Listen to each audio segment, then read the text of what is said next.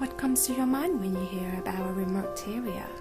More than 2/3 of the Australian population live in one of Australia's state capitals and other major cities.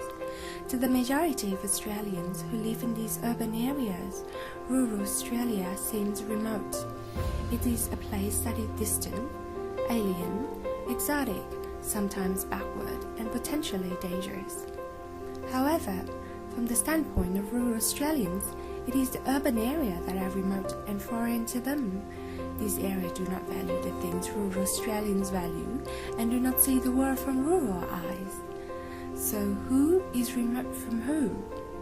If you think rural when you hear the word remote, chances are that your view is urban-centric. You are not alone. Our video is about education and the literacy and numeracy gap in rural Australia. The protagonists are rural communities and the antagonist the dominant narrative of the remote and backward rural.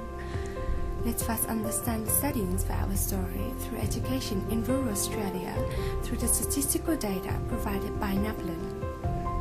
Recent NAPLAN results show that Year 5 rural students were 1 to 2 years of schooling behind the urban counterparts in reading and numeracy tests.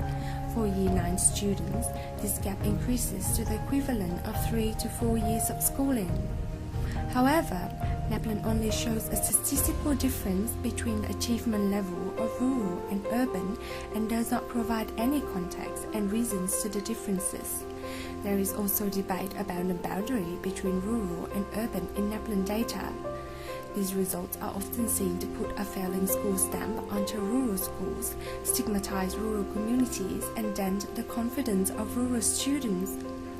Because there is no context to these assessments, these results are seen by many as being consistent with a remote and backward rural narrative. The government defines education in economic terms as a way to produce a productive citizen to urban standards. Both the rural and rural education fell against these standards.